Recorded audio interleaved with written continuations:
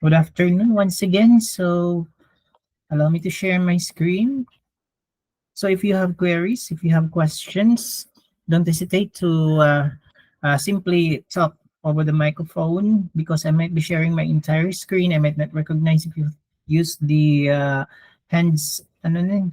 Yeah, raise the hand button, or I might not recognize if you put something on the in-call messages. So you might as well speak over the microphone. That I appreciate that to make this classes more interactive. Okay, so there you have it. Okay, so before I start, allow me to have some of the announcements. So, okay, so you have a walang kamatayang contract job in RT224. So you are to make a report. Again, this is encoded and printed. So for example, okay, so you are to make a report on geometric tomography, digital tomosynthesis, automatic cassette changer, intra and extraoral dental X-ray unit, seroradiography, and bone densitometer. So in each of the equipment, so kailangan, ito yung mga makikita natin na sa content nyo. So kailangan may history doon, general purpose, parts of the equipment. Itong tatlong to. So example, geometric tomography, kailangan makita natin yung history niya as well as yung general purpose ng equipment at specific parts and their functions. Yung references sa last page na to, that will include all of this equipment. No? So, given this one, the bone densitometer, so tomorrow I will check your attendance as one of our participants for the webinar session that is entitled Kilig to the Bones, Orthopedic Imaging, kasi nandito yung topic ni ma'am. Bone densitometry. So this is imaging equipment and maintenance. We don't have to focus solely on X-ray imaging facility. That's why we have other equipment na ipapa-research ko sa inyo with your written report. Okay, and tomorrow is at least tomorrow you will have an idea what is a bone densitometer or what is bone densitometry. This is one of the areas, okay, not known to most of the radiologic technologists. So attend ka mo kasi most of you here are mga duwende. Most of you here ay mga bata pa. So when we talk about bone densitometry, guys, so ang purpose ng bone densitometry is kailangan i-image natin ang bone, tapos kukuhaon natin ang iya density, and then itong iya density kailangan i-evaluate ta kung tugma sa imo edad, no?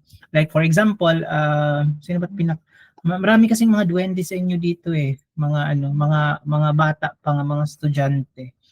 Okay, like for example, si Miss Sapa. So kung magpa-bone densitometry siya, pero na siya mga 29 years old. So kailangan ang iya bone makita nga pan 29 years old. So that's the use of bone densitometry. So i-evaluate kung ang development ng bone tugma sa edad ng tao. Yun yung purpose ng bone densitometry. Okay, so yung iba, of course, pasok sa kailangan makikita sa inyong gagawing report. Yung bone densitometry yung iba, so hindi ko na ma-discuss. May yung mga tomography. Yung tomography, guys, iba yan sa iba yan sa computed tomography. Kasi yung computed tomography it's the CT scan. We have the subject about that. Yung tomosynthesis, ano ba yung nakalagay dito? Okay, yung tomosynthesis, digital tomosynthesis. Okay, so it's a part gihapon, it's an X-ray imaging system na gumagalaw siya. Again, this is not the yung geometric tomography and tomosynthesis. Hindi yan yung CT scan. Iba yung CT scan, iba yung digital tomosynthesis. So again, tomorrow our webinar is at 8 a.m. So you might as well have to register yung mga nakapost sa ating Facebook page. Kasi hagad man niyo tato aton Facebook page, ano ba ito? Mga tao nag-e-effort. Yon, next year, hopefully if you are still here with us in the college, so you will be doing the webinar, and aside from the webinar, kung nakita natin, may mga video teasers. Oh my God, this is my Facebook page. So we have to, ayan, so aside from the webinar itself, so my students are also doing the mga teasers. Okay, from the layout, from the teasers itself. So mostly hindi ako yung gumagawa nito, pinapagawa ko sa students. If you can see it, wala ako sa actual na mga interview, but I am in charge. I am the one who is in charge with anong mga gagawin sa mga teasers, anong mga kailangan gawin for the webinar. So I am part of the webinar team. I am handling the students, anong gagawin nila, anong mga teasers na gagawin. So kaya asihat mga mga naka-post sa aton Facebook fan page kasi waray gud di ba nga ma-support kundi kita nga mga Radtech, especially Radtech students from UAP. So tomorrow may mga participants kita for sure from other schools kasi may mga nagme-message dito sa amin sa Facebook ng UAP Radtech fan page. So may mga nagme-message diyan na they are asking for ayun. So they are asking for paano yan, papasok sa webinar, ibang school. So they are having, there are a lot of inquiries about that. And tomorrow they will be with us, yes, with the webinar. Okay, hindi ko na alam. Anong balik. Okay. So, with regards to your, with your, ginawa niya yung documentary. So, for those who have not yet submitted, please submit today kasi I am, di ba, the crucial part is selecting the 2 best presentations per section. And then, among these 2 presentations in each section, so parang you will have to compete among yourselves, and then for who will be the best in documentary will be given award in the class pinning ceremonies that would happen on June. Yes, so please submit today so that I can select the 2 and have necessary announcement on what to do para sa mga napili ko. Kasi yung pag-evaluate natin dito, yung pag-grade, of course, kailangan i-check natin kung ano yung mga pictures, ano yung mga videos, na coincide ba yung mga gindalata nga documentary, ano yung mga references, and of course, the aesthetics and the general presentation part sa pag-grade. So as I've said, please, if you have not yet submitted, please make the submission today para ma-evaluate na natin. Okay, so if there are no more announcements, tapos na natin klase. Charot lagad. Diri pa tapos na klase. So, titigan pala kita. Okay, sige. So, this afternoon, this is the last part of my lecture on the X-ray imaging system. Yes, and next week, please do prepare for another examination because your scores last time was generally poor. Oo, medyo nakaka-disappoint yung mga scores niyo last week. So, it doesn't necessarily mean na uulitin, but the coverage for the chapter test next week, I will call it pre-final exam. So the coverage will be from the operating console to the X-ray tube, and this time it will not include the generators, our discussion for today. So please prepare next week. Ora-ora diri kita maka-answer sa final examination, tanan na almost ihatag na tanan. So pag study kita guys, I know mga busy ka mo, busy gihapon ako, busy kitang tanan, but we need to find time kay para inya iyo. Okay? Okay, so this afternoon again, our discussion will now focus on the high voltage generator, which is, sabi nga natin noong una, so yung 3 essential parts ng isang X-ray machine, una, may X-ray high voltage generator. Pangalawa, meron siyang operating console. At pangatlo, meron tayong X-ray tube. Okay, nauna natin na-discuss. We discussed first the operating console, in which we said that the operating console is the most familiar part of the X-ray machine. In a sense, familiar siya sa Radtech because that is the part wherein we manipulate our technical factor, we adjust the technical factor to the desired MA or desired KVP, pero hindi pasok doon yung SID. Wala sa console natin ang SID. And we said that the X-ray tube is the heart of the X-ray machine. So doon sa X-ray tube, we convert the electricity into a well-controlled X-ray that is now being used for imaging purposes. So here we have the high voltage generator. But mind you guys, this is not the same generator that we have discussed last time, in which we said that generator converts mechanical energy into electrical energy. Hindi ganito yung purpose ng ating high voltage generator. So if we can see it, there are three parts of the high voltage generator. Okay, so here we have the high voltage transformer, in which we already, I guess we talked on this one on the operating console, in which sinabi natin lahat ng pumapasok na voltage sa ating supply sa ating makina. So we need to convert that, di ba, voltage into desired kVp. That's why meron tayong high voltage transformer. And we have the filament transformer, in which sabi natin lahat ng pumapasok na current, okay, na ampere, we need to convert that into a milliampere. And we have this one, the rectifier. Ang symbol ng rectifier ay na ganito, arrow. Tapos, may dalila line. So, ganun, rectifier.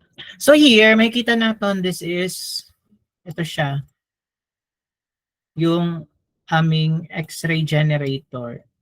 Okay. So para siyang aircon, ano. So hindi naman, ano, I don't want to make a generalization. Hindi siya generic na design sa X-ray machine na ganito yung generator. So iba-iba, every X-ray machine has a different design for the generator. So ito, this is from Shimadzu. This is our machine that we used in, yes, when I was still a Radtech in the province of Leyte. So, yung makina namin mostly dito sa Leyte are Shimadzu. Doon sa school, if you can see it, wala tayong makikitang generator. But the generator is already inside the operating console. If you can see our design ng ating generator doon sa UEP, ang ating X-ray machine, the design of our console is parang makikita mo, para siyang washing machine. So, it's like a laptop eh. If we can see it, pwede nating matanggal yung superficial layer. So doon yung console. Yung iba ba dyan, nandun yung mga generator or parts ng generator. So like this one, actually yung console nito hindi lang kasali sa picture. Maliit lang yung console nito actually, para lang siyang tablet. But the generator, sobrang ang laki naman, parang aircon. So it's not the aircon. So makikita natin, this is the X-ray tube, nandiyan ng table, vertical grid upright device, diba? So ito may freebie na immobilization device para at mga bata na magpapa-X-ray, but we don't use that naman. Okay, so again, I would like to clarify that the high voltage generator that we are talking here is not the same discussion that we had na yung generator na nagko-convert ng mechanical energy into a electrical energy. No. But again, this is the part kung saan we need to adjust the voltage into kilovoltage, adjust the ampere into milliampere, and we need to rectify. Okay. So our discussion today will focus on this part, the rectifier. So, but before that, of course, high voltage transformer, kasi nandito yan eh. So we have a step-up transformer. So, balik-balik na lang, order natin ma-master ang step-up transformer. Diba, step-up transformer, so step-up, diba, definitely this is to increase the voltage. So, kung makita natin, ang turns ratio is greater than 1, diba, 500 or 1,000. So, meaning for every 1 turn in the primary side, so sa secondary side, mag-i-increase into 500 times. For every 1 turn in the primary side, magiging 1,000, okay, magiging 1,000 volts doon sa secondary side. So this is definitely to increase our voltage. So it operates only on alternating current. Kaya nga, kumikita natin, transformer. Alam naman natin, yung transformer, they only function with alternating current. Hindi yan gagana with the direct current. Ulitin lang natin, if sa UEP, nakikita natin may kalugaringon nga poste para sa X-ray machine, it's because may transformer na kalugaringon la mismo para sa X-ray machine. No? So, the transformer functions on alternating current. Therefore, voltage waveform on both sides of the high voltage transformer is sinusoidal. So, sinusoidal nga ni class, wave, di ba? So, pag ganyan. Yung ano ko lang, yung butangan ko lang siya yung graph ha. So, if this is the x-axis, this is the y-axis. So, meaning, ang pag-flow ng current, so we have from the positive side, from 0, ma-increase, ma-decrease, and then makadis sa negative. So, from the negative, okay, mabalik ka positive, and then rise, and then fall na naman, and then definitely mapunta sa negative. Kasi nga, this is an alternating current. Okay, so primary voltage is measured in volts, and the secondary voltage is now measured in kVp or kilovolt. No? Kasi nga, for every 1 turn sa primary or for every 1 volt sa primary, nagiging 500 volts sa secondary. Or for every 1 volt in the primary, nagiging 1,000 volts sa secondary.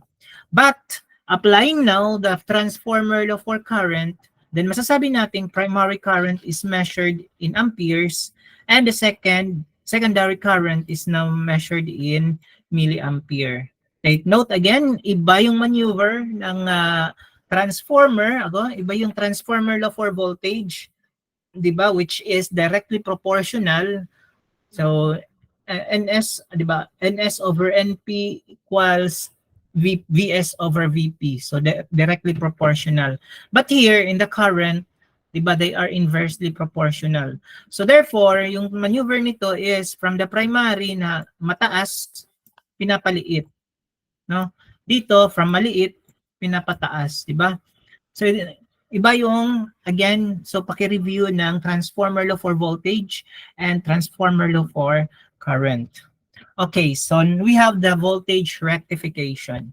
So we have here a diagram on the different types of current flow. So I'm not familiar with this one, pulsating, and we have the variable. I'm not familiar with this one because I'm not an electrical engineer. Ay, by the way, UEP has a good record with good performance with the electrical engineer licensure examination. So we got the top 10. No? So congratulations. Parang it's a sign na talagang may magtatap na naman pang RadTech board exam. O, di ba yung talang compressor and mga 4th year yan. Okay. So, dalawa lang alam ko dito ha. So, we have the direct current. If you can see it here, color red. So, makikita mo, wala talaga siyang hindi siya it's not in a waveform, straight lang siya. No? Kasi nga, hindi siya walang variation from positive going to negative or the other way around. But if you take a look at the color green, it's an alternating current. So, may variation from 0, rising up, then mabalik ka 0. So, kung makikita natin in yung color black, so pa arrow, this is the x-axis and this is the y-axis. Kung makikita natin, di ba, na go beyond or below. Okay, sa y-axis. So, this is the negative part. So, rectification is the process of converting AC, alternating current, into a direct current. Bakit kailangan? So, the electronic device that allows the current flow in one direction is called a rectifier. Okay, ito yung rationale bakit kailangan natin ng rectification doon sa X-ray machine. So, transformers operate with alternating current. Given yan. Hindi mag-ooperate ang transformer with direct current. However, X-ray tube must be provided with direct current. Ito yung problema, di ba? Yan. Kaya, kailangan natin ng something na magko-convert nitong alternating current na provide sa X-ray machine, pero kailangan naman direct current papunta sa X-ray tube. Okay, nakuha niyo guys? So, an alternating current din provide sa makina. Pero ang makina gusto niya para sa X-ray tube, mas ma-open niya function, kailangan natin in direct current. So, ma-accomplish tayo ni with the use of a rectifier. Okay, so rectifier. Okay, so for unrectified voltage waveform appears at the secondary side of the voltage step-up transformer. So, parang waray na pa, if we can see it, parang waray la, ang flow ng direction or ang flow ng voltage is not rectified. Okay, parang ano lang ba, 'di ba? Parang nasa ano lang, normal lang mag-flow siya from cathode going to anode. Pero, 'di ba? Take note, we have this, 'di ba? Yung surat yun na sa ating ano ha. 'Di ba? Take note. We have this law of conservation of charge.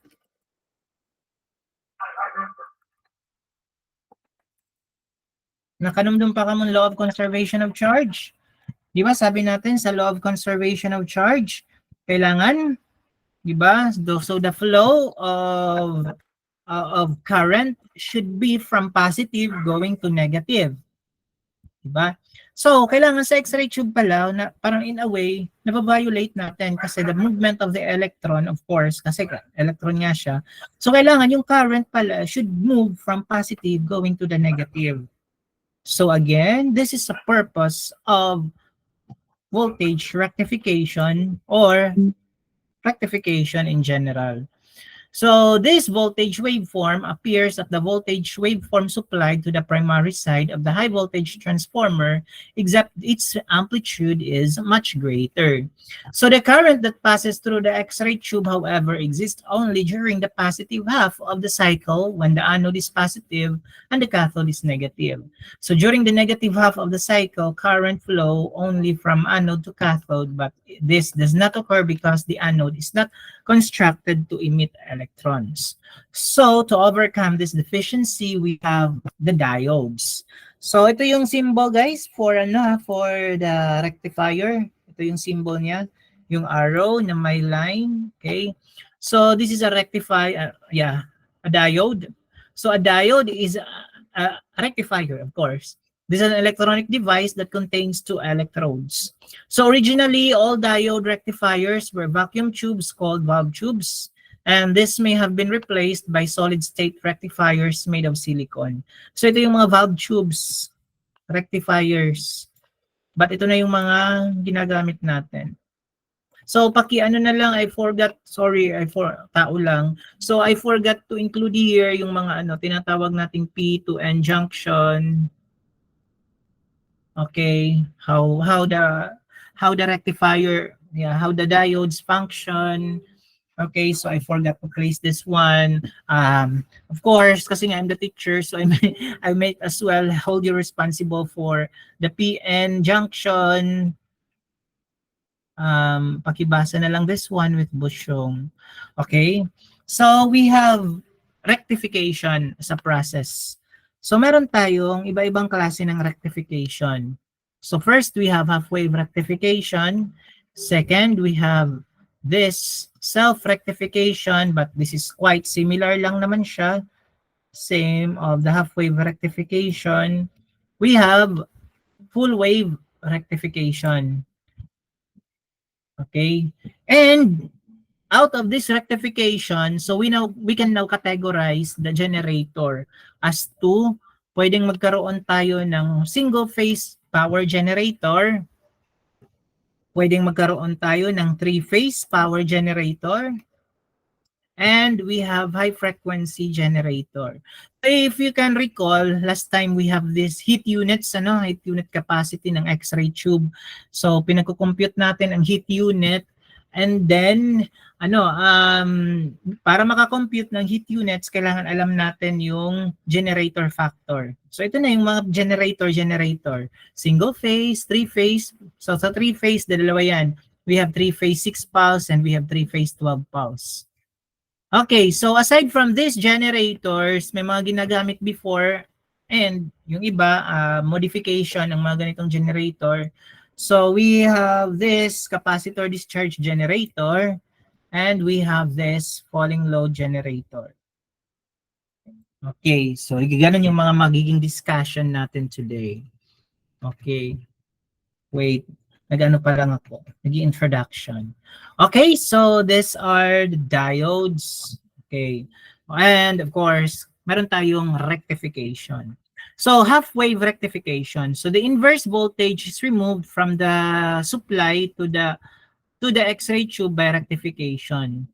So half-wave rectification is a condition in which the voltage is not allowed to swing negatively during the half of its cycle. So kung makita natin, this is the x-axis and this is the y-axis. So sabi natin alternating current. Usually yung movement niya is from, di ba, from the positive. Pag above sa y-axis, so positive yan. But sabi dito, the voltage is not allowed to swing to the negatively, okay, to swing negatively during the negative half of its cycle. So hindi siya magtutuloy-tuloy dito sa negative part, so x. So yung mangyayari, so parang nagkakaroon ng gap. And then, ganun lang kanyang movement.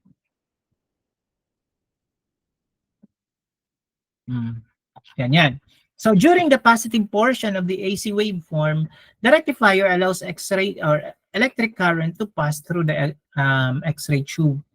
But on the negative half, walang movement. So during the negative portion of the AC waveform, the rectifier does not conduct and thus no electricity or electric current is allowed. So ito na nga yun. This is the alternating current. So ito yung nagiging movement niya. So walang output dito sa part ng negative electrification. So the resultant electric current is a series of positive pulses. So pulse, on and off, separated by gaps. So when the negative current is not conducted. So this form of rectification is called half-wave rectification because only half of the AC waveform appears in the output. So yung negative half hindi siya nare-register doon sa output. Okay? So half-wave rectified circuits contain, so ito yung kailangan natin bilangin. Half-wave rectification, ilan yung rectifiers or ilan yung diode. Again, the symbol for diode is this one, di ba? Okay. So isa, dalawa. So sabi dito, half-wave rectified circuit contains zero, either wala, either iisa lang, or dalawang diode. So in our illustration, meron siyang dalawang diodes. So the X-ray output from a half-wave high generator pulsates, producing 60 X-ray pulses each second. So kung makikita natin guys, so ito na nga yung nagiging movement ng ating, okay. So makikita natin with the advent of the law of conservation of charge, so from positive, yung nagiging flow niya is papuntang negative. Diba? So this is now the application ng ating rectifier. So for red one, walang current. Kasi nag-oppose tayo, no? Nag-oppose tayo ng law of conservation of charge. So here we do not violate even though yung movement ng electron is from negative or from cathode to the anode. So with the use of the rectifiers or the diodes, so we maintain the law of conservation of charge. No, from the flow is from positive going to negative. But again, pulsed. No? So it produces 60 X-ray each second. Next, we have self-rectification. So this is used in some portable, some dental X-ray, and the X-ray tube serves as a vacuum tube rectifier. So such a system is said to be a self-rectified and the resulting waveform is, I won't go into detail because similar lang siya with the half-wave rectification. So parehas nila nagiging output. I don't know what's wrong kasi pag pagbubutang ko yung mga curve, naglilinya liwat ni, I don't know, this one. Anyway, so we have full wave rectification. So one shortcoming of a half-wave rectified is that it wastes. So what I gamit ang negative part, half of the supply of the power. So it also requires twice the exposure time. Kaya kaya para may nagamit, so kailangan paspasan ta, So kaya nasa niya twice the exposure time. So it is possible, however, to devise a circuit that rectifies the entire AC waveform. So why not gamiton ta ini nga part? So this will be accomplished with the use of full wave rectification. So the negative half cycle corresponds to the inverse voltage is reversed so that the anode is always positive. So instead nga waray flow, okay, and instead nyan flow from negative, so I give up a flow niya, pabalik nga diha positive. Okay? So this is full wave rectification. So there are four diodes. Bilangin niya natin sa ating illustration. So we have 1, we have 2, 3, and we have 4. Yan. So we have 4 diodes in the high voltage circuit, and exposure time for any given technique is cut in half. So mas efficient ang X-ray production, mas malaksi ang pag-produce ng X-ray. So the pulsed X-ray output of a full wave rectified machine occurs 120 times each second, na double sa half wave rectification, instead of 60 times per second as with half wave rectification. Kasi nga, gusto niya waray waste.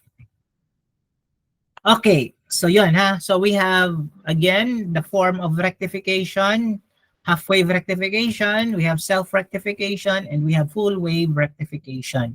So out of this process, may iba-ibang klase ng generators na pwedeng gamitin. Okay. So first, we have the single-phase power generator. So the single-phase power results in a pulsating X-ray beam. So this is caused by the alternate swing in the voltage from 0 to maximum potential to 120. So kung makikita natin, it's like continuous ang kanyang pagkakaroon ng alternating current. So the X-ray is produced when the single-phase voltage waveform has a value near 0 or of little diagnostic value because of their low energy, such as low penetrability.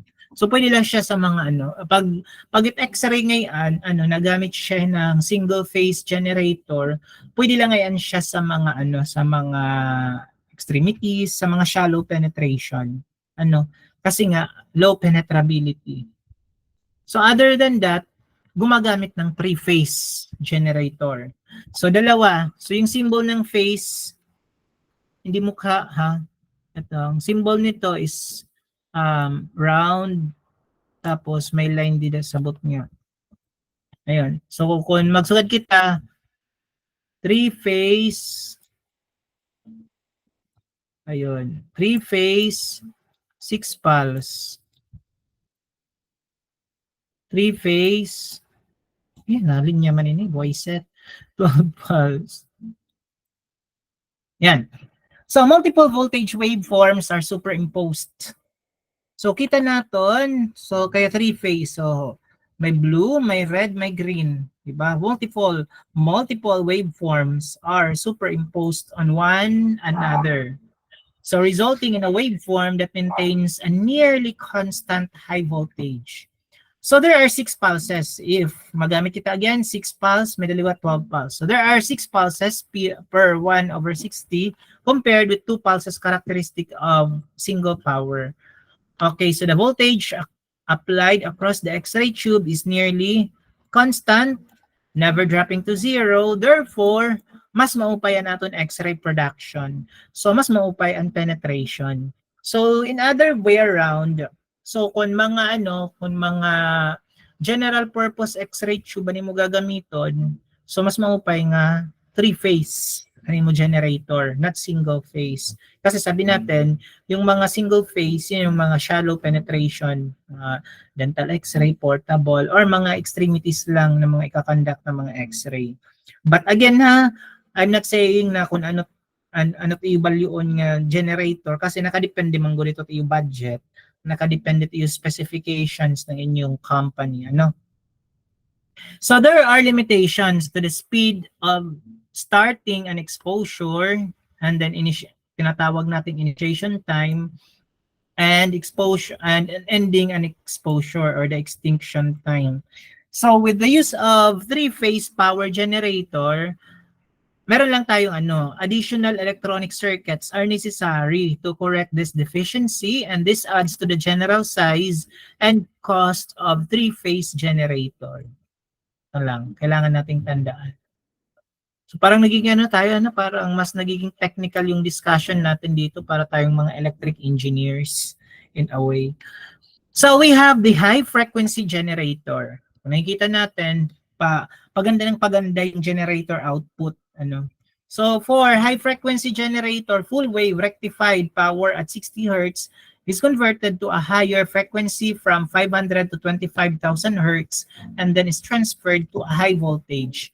High frequency generators produce a nearly constant potential waveform, improving image quality at lower patient radiation dose. So kumbaga, this is the best. This is maganda talaga, high frequency generator. So full wave rectification or high frequency voltage generation is used in almost all stationary X-ray imaging system. Kasi nga maganda yung mga napoproduce ng quality ng X-ray. So one advantage of the high frequency generator is its size. They are very much smaller than the 60 Hz high voltage generators na sinabi natin kanina with three-phase, so mas complicated electric design, additional electronic circuitry, kaya mas tuag. Compared here, diba, they are much smaller than 60 Hz high voltage generators. So high frequency voltage generation uses inverter circuits, and then these inverter circuits are high-speed switches or choppers that converts DC into a proper of square pulses. So we also have the capacitor discharge generator. So kasi pagkakaalam ko this is illegal. Kailangan natin if you are using the capacitor discharge generator, kailangan kumuha ka muna ng license for this one. Okay, so capacitor, yung symbol niya ganito. Diba? Capacitor para siyang battery ito yung cellphone. So, it operates by charging. Diba? Kung nalulobat yung charge. A series of SCR, silicon controlled rectifiers from a voltage of nickel cadmium or battery. So, diba, mahal kita dati, ang capacitor, nag-i-store siya ng mga charges, mga positive charges. Kaya, para batiin mo cellphone, diba, may naka-indicate dito, pero paka-percent. So, halimbawa, sige kang gamit, so, may nga din ang mga positive.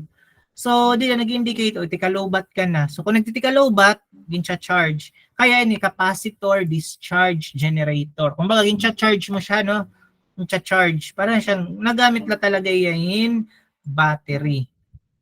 So, by stacking, in an electric sense, the silicon-controlled rectifiers, so the charge is stored at a very high voltage. So during exposure, the charge is released or discharged to form the X-ray tube current to produce X-rays.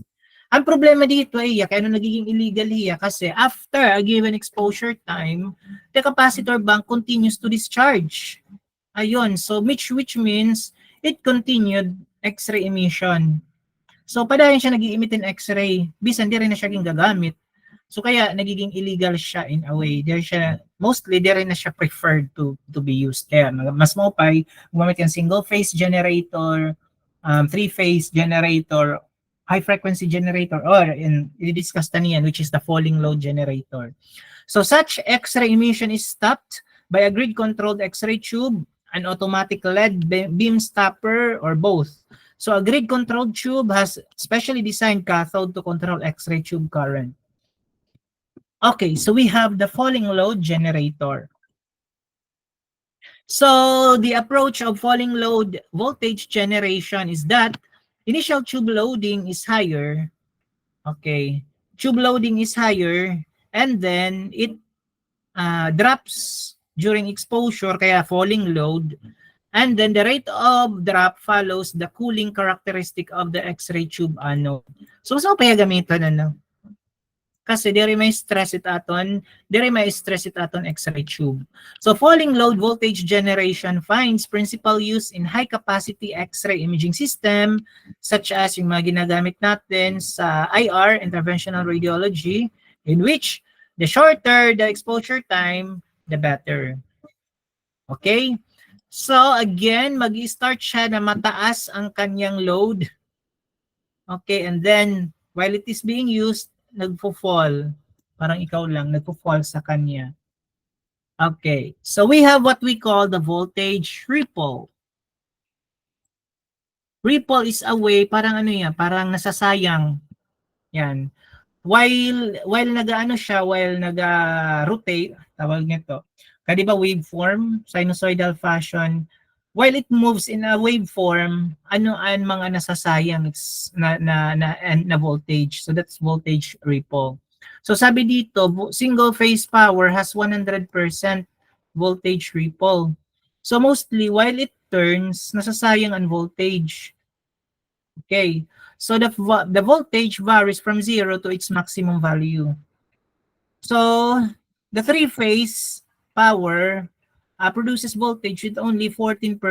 Laki ng ano, laki ng difference. 100 to almost all of your voltage are wasted.